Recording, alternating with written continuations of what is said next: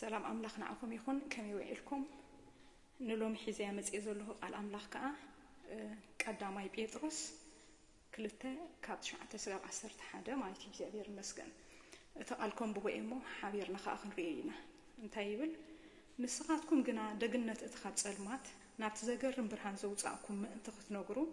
حوري ولدو ناي منقست خهنت قدس حزبي تريت أملاخ زكونكم حزبي إخوم نسخاتكم قدم حزب زي نبركم حجنا حزب أملاخيكم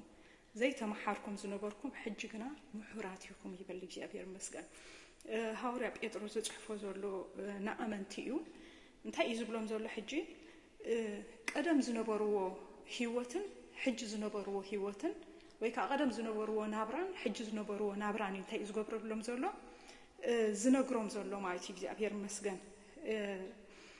نسخاتكم قدم انتي نيركم بلهم علو اب صلمات نيركم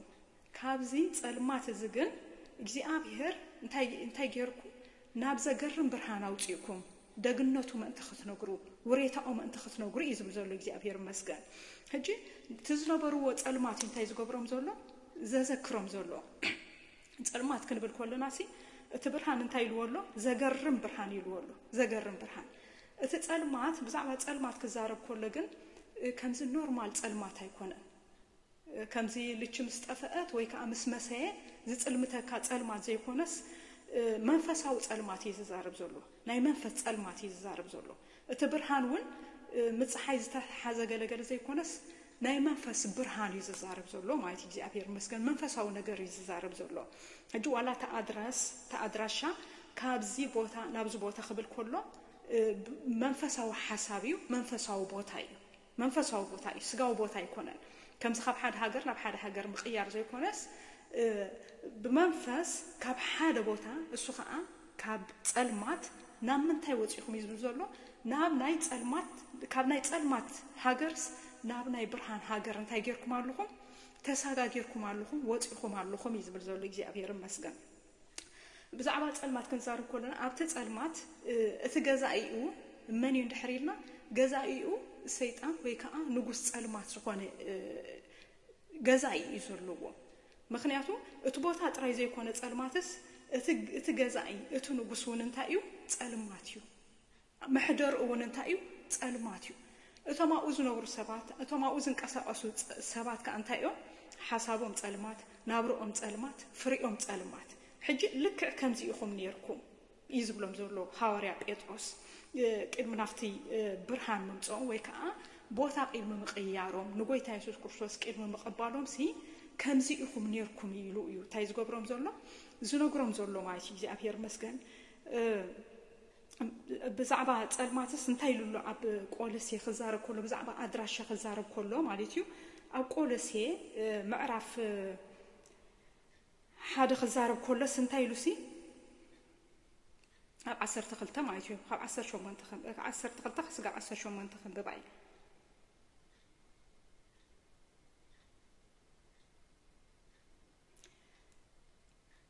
13 ከም በባይ ንሱ ካብ ስልጣን ጸልማ ዘውጻና ናብታ መንግስቱ ፍቅር ወዱን እተወና ይሉ እግዚአብሔር መስገን ልዕል ይሉ ክዛረብ ኮሎ እንታይ ይሉ ነቲ ናብ ግደርስቲ ቅዱሳኑ ናብ ብርሃን ዘብቃና አቦ እና አመስገንኩም ይሉ ናብ ብርሃን ታይ ዝገበረና ዘብቃና አቦ እና መስገንኩም ንሱ ካብ ስልጣን ጸልማት ዘውጻና ናብታ መንግስቱ ፍቅር ወዱን እንታይ ገበረና እተወና ሕጂ እቲ ቦታ ሐዋርያ ጴጥሮስ ተዛሪቡሉ ዘሎ ቦታ ጸልማት ብምንታይ ዝመሓደር ነይሩ እንድሕሪልና ብናይ ጸልማት ገዛእቲ ብናይ ጸልማት ሰበስልጣን ሕጂ እቶም ሰባት ቅድምና ጎይታ መምጻእኩም ይዝብል ዘሎ ኣብ ትሕቲ ግዝኣት ናይ ጸልማት ይኹም ነርኩም እቶም ዝገዝኡኹም እቶም ኣብ ልዕልኹም ስልጣን ዝነበሮም ገዛእትሲ ንሶም እንታይ እዮም ስልጣናት ጸልማት እዮም ስለዚህ ንስኩም ከናብራኹም ጸልማት ህይወትኩም ጸልማት እዩ እቶም ዝገዝኡኹም እቶም ዝዝጉሩኹም እቶም ናብ ድላይ እንታይ ዝገብሩኹም ዘንቀሳቀሱኹም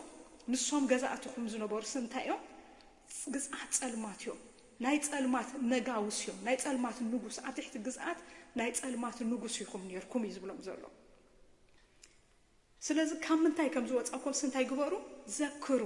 ካብዚ ኢኹም ወጺኹም نعكم زجزاكم زنبرة نعكم زمحدركم زنبرة نعكم ززوركم زنبرة سي مني ንጉስ ናይ ጸልማት እዩ ምክንያቱስ ካብ ስልጣን ጸልማት እዩ እቶም ኣብ ልዕለና ዝነበሩ ስልጣናት ዝነበሮም ኣብ ልዕለና ስልጣን ዝነበሮም ኣብ ልዕለና ግዝኣት ዝነበሮም ሲ ንሶም ስልጣናት ጸልማት እዮም ስለዚ ኣብ ቦታኻ ጸልማት እንድሕር ኮይኑ ትነብረሉ ቦታ ጸልማት እንድሕር ዳ ኮይኑ ዝገዝኡኻ ገዛእትኻ ጸልማት እንድሕር ዳ ኮይኖም ወይ ከዓ ናይ ጸልማት ገዛእት እንድሕር ዳ ኮይኖም ንስኻ ከዓ እንታይ ኢኻ ማለት እዩ ጸልማት ኢኻ ሕጂ ኩሉ ነገር ሲ እቲ ኩሉ ነገር እንታይ እዩ ጸልማት እዩ ብርሃን ዝበሃል ነገር የብሉን ካብ ገዛእትኻ ትሒዝካ ትቦታ እንደገና ንስኻ ኣነ ተገርመኒ ነገር እንታይ ኣላ በኣ ኣብ ኤፌሶን ማለት እዩ ኣብ ኤፌሶን 5 ክዛረብ ከሎ ብ7 ሲ እንታይ ኢሉስ ካብ 8 ከንብባ ፍረ ብርሃን ብሰናይ ዘበለን ብጽድቅን ብሐቀን እዩ ቀደም ጸልማት ነርኩም ኢኹም እሞ ብጎይታ ግን ሕጂ ብርሃን ኢኹም ቀደም ሲ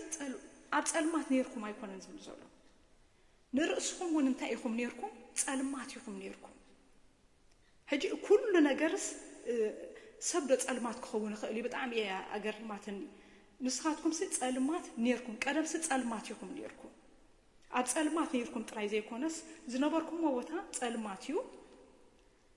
እንደገና ንስኹም ውን እንታይ ኢኹም ጸልማት ነርኩም ይዝብል ዘሎ ሕጂ ካብ ምንታይ ናብ ምንታይ ኢኹም ወፂኹም ምቕያር ማይሰ መጀመርታ ኣድራሻና ይተቀይሩ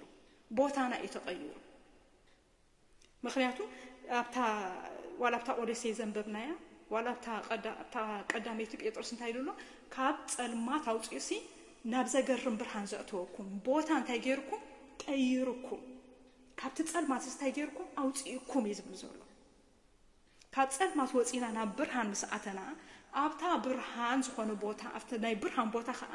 እቲ ንጉሳ እቲ ገዛኤ አንታ እዩ ልክዕ ከምቲ ኣብቲ ናይ ጸልማት ቦታ ገዛኤ እቶም ሰበ ስልጣን ኣብኡ ዝነበሩ እቶም ዝዝውሩና ዝነበሩ ናይ ጸልማት ስልጣናት እቲ ንጉስ ውን ንጉስ ጸልማት ከም ዝኾነ ልክዕ ቦታ ምስ ቀየርና ናብቲ ናይ ብርሃን ቦታ ምስ መጻና ከዓ እንታይ እዩ እቲ ንጉስና ውን ንጉስ ብርሃን እግዚአብሔር ይመስገን እቲ ንጉስና እንታይ እዩ ንጉስ ብርሃን እዩ ምክንያቱ ኣብ ወንጌል ዮሐንስ ክዛረብ ከሎሲ ብርሃን ዓለም ነበረ ብለና እሱ ብርሃን ይበቃ ምክንያቱ እቲ ቦታ ካብ ብርሃኑ ዝተልዓለ እዩ ብርሃን ዝኸውን እግዚአብሔር ይመስገን ስለዚ ቦታ ምስ ቀየርና ንጉስና ከዓ እንታይ ይኸውን ማለት እግዚአብሔር ይመስገን እቲ ቦታና ብርሃን እቲ ንጉስና ከዓ እንታይ ብርሃን እግዚአብሔር ይመስገን መንግስቲ ኢና ቀየርና ሱልካ ይኮነ መንግስቲ ኢና ቀየርና ምክንያቱ ካብ ስልጣን ጸልማት ወፂናስ ናብ መንግስቱ ፍቁር እተወና እታ መንግስቱ ፍቁር ወዱ ከዓ መንግስቲ ብርሃን እግዚአብሔር ይመስገን እቲ ንጉስ ብርሃን ዝገዝአ ቦታ ከዓ ሳኻ እንታይ ናይ ብርሃን ቦታ እያ ስለዚህ ካብቲ ንጉስና ዝተልዓለ ካብቲ ቦታና ዝተልዓለ ንሕና ከዓ እንታይ ንኸውን ማለት እዩ ብርሃን ንኸውን ምክንያቱ ንስኻትኩም ቀደም ጸልማት ነርኩም እሞ ሕጂ ግና ብርሃን ኢኹም ይዝብል ዘሎ ልክዕ ከምቲ ጸልማት ዝነበርናዮ ሕጂ ከዓ ብርሃን ኮይና ማለት እግዚአብሔር ይመስገን ጸልማት ነርና ብርሃን ከዓ ኮይና ኣብ ግዝኣት ጸልማት ነርና ናብ ግዝኣት ብርሃን መጽና ኣድራሻ ቦታ ኩሉ እንትናና እንታይ ገይሩ ተቀይሩ እግዚአብሔር ይመስገን ስለዚህ ኣመንታ ያለና ማለት እዩ ንኣመንቲ ዝጽሕፍ ስለዘሎ ንሕና ውን ኣመንቲ ስለዝኾንና ካብ ስልጣን ጸልማት ወፂና ናብ መንግስቱ ፍቁር ወዱ እትዩና እግዚአብሔር ይመስገን ቦታና ብርሃን እዩ ኣድራሻና ብርሃን እዩ ንሕና ውን እንታይ ኢና ብርሃን ኢና ከም ኢሉ ለጸልማት ነርኩም ሕጂ ከዓ ብርሃን ኮይንኩም ኢሉ ለእግዚአብሔር ይመስገን ስለዚ እዚ ካብ ኮንኩም ይዝብል ዘሎ ትቐንዲ መልእኽቲ ካብ ጸልማት ወፂኹም ጸልማት ነርኩም ብርሃን ኮይንኩም መንግስቲ ቀይርኩም መንግስቲ ብርሃን ኣትይኹም እብላሉ ስለዚ እንታይ ግበሩ ይዝብል ዘሎ ደግነቱ ንገሩ እግዚአብሔር ይመስገን ደግነቱስ እንታይ ግበሩ ንገሩ ደግነት ናይ እግዚአብሔር እቲ ዝገበረልኩም እቲ ካብ ጸልማት ዘውፃእኩም ናብ መንግስቲ ፍቁር ወዱ ዘእተወኩም ንዕኡ እንታይ ግበሩሉ ንገሩሉ ምክንያቱ ኢኹም እንዳበለ እዩ ዝዛረብ ዘሎ ብዝንድሕሪና ምክንያቱስ ኢኹም ዝብል ዘሎ እንታይ እዩ ሕሩይ ወለደ ኢኹም ኢሉ ናይ መንግስቲ ክህነት ቅዱስ ህዝቢ ጥሪት ኣምላኽ ኢኹም ኢሉ እግዚአብሔር ይመስገን ንስኻትኩም ቀደም ኢሉ ዘይተመሓርኩም ዝነበርኩም ሕጂ ግና እንታይ ኢኹም ምሑራትኩም ይብላሉ እግዚአብሔር ይመስገን ስለዚህ እዚ ካብ ኮነ እንታይ ግበሩ ይዝብል ዘሎ ንገሩሉ ደግነቱ ንገሩ ይብላሉ እግዚአብሔር ይመስገን ክንነገር ኮለና ከዓ በክልተ ነገር ኢና ንነገር ሓደ ብምንታይ ንነገር ብግብርና በካይዳና ብናብራና ብሂወትና ብርሃኒና ብርሃን ከዓ ነንጸባርቕ እግዚአብሔር ይመስገን ምክንያቱ ሲ ነንጸባርቕ ክብል ኮለኹ ፍረ ብርሃን ዘበለ ብጽድቅ ይሉሎም እቲ ፍረና ስንታይ ይኸውን ፍረ ብርሃን ይኸውን እግዚአብሔር ይመስገን ተኽል እንድሕር ዳኣ ተኺልካስ መጀመርታ ምስ ተኸልካያ እንታይ ኣትኸውን ኣይተ በቃ ዘር ከም ዝተዘርአ ጥራይ ኢኻ ትፈልጥ እምበር እንታይ ተተኺላላ ይትፈልጥን ኢኻ ጸኒሕካ ግን ጫንፈር ከተውፅእ ምስ ጀመረት ማይት ቆጽሊ ከተውፅእ ምስ ጀመረት ዋ እዛ ቆጽልስ ከምዚ ዶ ትኸውን ኢልካ ትጠራጠር ኣብ መወዳእታ ፍረ ከተውፅእ ኮላ ናይ ማንጎስ ድያ ናይ ራንሽ ድያ ናይ ለሚን ድያ እንታይ ትገብራ ብፍሪኣ ተለልያ ማለት እግዚአብሔር ይመስገን ንሕና ከዓ መንግስቲ ካብ ቀየርና ደቂ ብርሃን ካብ ኮንና ብርሃን ካብ ኮንና ንርእስና ልክ ናይቲ መንግስቲ ወይ ከዓ ናይቲ ኣብ ውሽጥና ዘሎ ዘር እንታይ ክንገብሮ ክንክእል ኣለና ከነንጸባርቆ ክንክእል ኣለና እግዚአብሔር ይመስገን ሰባት ብፍሬና ከለልዩና ኮለዉ እንታይ ንኸውን ማለት እግዚአብሔር ይመስገን ደግነቱ ንነገር ነንጸባርቆ ነቲ መንግስቱ ነንጸባርቆ ንእግዚአብሔር ስንታይ ንገብሮ ማለት እዩ ነንጸባርቆ ማለት እግዚአብሔር ይመስገን ካልኣይ ከዓ ብምንታይ ከዓ በኣፍና ከዓ ንዛረብ ማለት እግዚአብሔር ሰናይ ምዃኑ ሲሉ ንዑ ረኣዩን ጣዕሙን ሕጂ እንታይ ንገብር ነቶም ሰባት ነቶም ኣብ ክልክ ኣብቲ ንሕና ዝነበርናዮ ጸልማት ዝነበሩ ሰባት እግዚአብሔር ሰናይ እዩ ንሕና ርኢናዮ ጥዒምናዮ ኢና እግዚአብሔር ሰናይ ምዃኑ ንስኻትኩም ከዓ ንዑ ረኣዩን ጣዕሙን ኢልና እንታይ ንገብር ንነግሮም ወይ ከዓ ንምስክር በኣፍና ኢየሱስ ክርስቶስ ጎይታ ምዃኑ ንምስክር ማለት እግዚአብሔር ይመስገን ስለዚ ሕጽር ከብሎ ካብ ስልጣን ጸልማት ወፂና ኣለና ናብ መንግስቲ ፍቅር ወድእቲን ኣእትዩና ኣሎ ካብ ጸልማት ናብ ዘገርን ብርሃን እእትዩና ኣሎ እግዚአብሔር ይመስገን ደግነቱ ነንገር ደግነቱ ክንነግር ኮለና ከዓ ሓደ ብፍሬና ካልኣይ ከዓ ብምንታይ በኣፍና እግዚአብሔር ይመስገን ሕጂ ከዓ እግዚአብሔር ይመስገን ኣነ እንታይ ብላለኹ ብዘይ ክርስቶስ ኢየሱስ ምድሓን የለን ኣብ ጸልማት ትነብሩ ሰባት ንክርስቶስ ኢየሱስ ዘይተቀበልኩም ሰባት ናብ ምድሓን ክትመጹ ህይወት ዘለዓለም ክትረኽቡ ይብላለኹ እግዚአብሔር ይመስገን ጎይታ ይባርኩም ሰላም ኣምላኽ ንዓኹም ይኹን